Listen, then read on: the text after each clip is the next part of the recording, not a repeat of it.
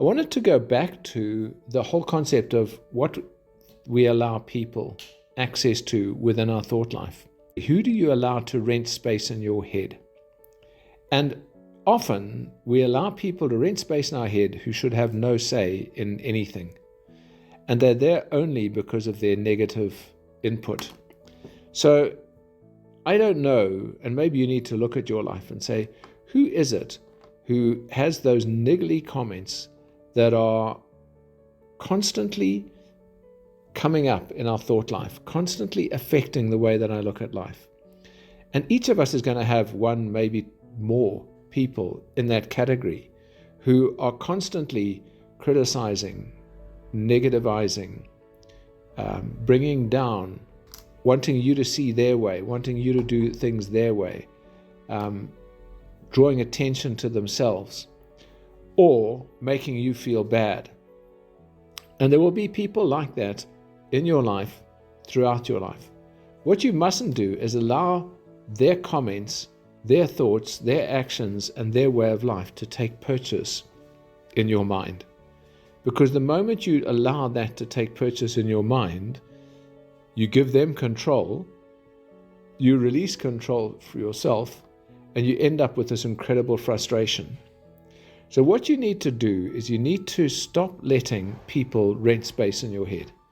You only want positive people to be renting space in your head. People that you trust, people that you know, people who are contributing to your life and to you on a basis that is uplifting and upbuilding.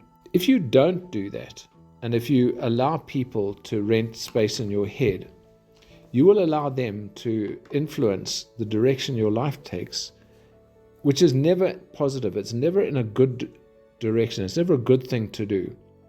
So you need to stop that from happening. You need to be able to say, actually, I'm not going to allow this anymore. I'm not going to let those people be part of my thought process.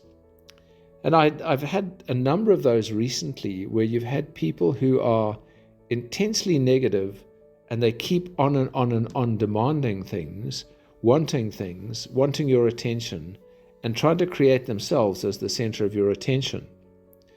And the problem with people like that is that when you go to sleep at night, their comments are the ones that echo in your head all the way through. And you dread getting up in the morning, or you dread seeing them in the morning, because of that negative impact.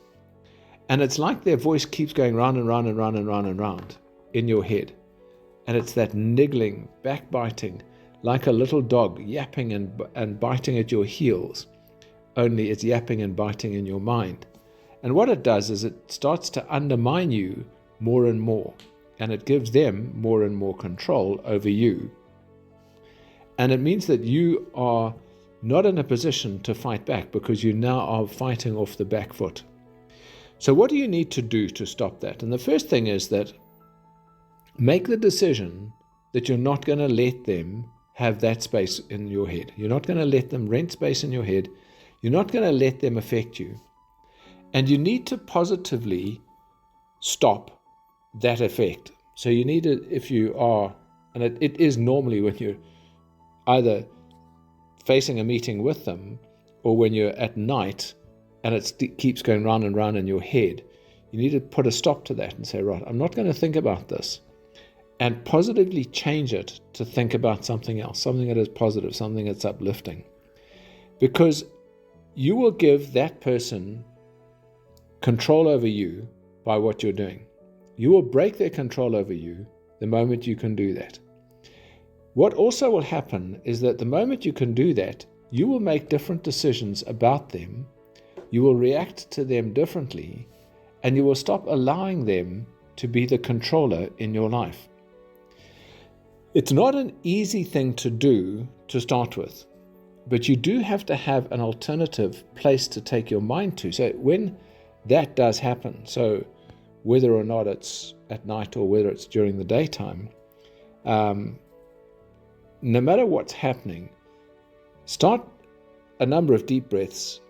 Have something that you can turn your mind to. And a trick I was taught some years ago was have in your mind a happy place that you can go to where you can shift away from that voice. For me, that's always been, surprise, surprise, flying airplanes or walking along a beach. And it's being in a place where there's calm, where there's beauty, and where there's something that you really enjoy doing that fulfills you.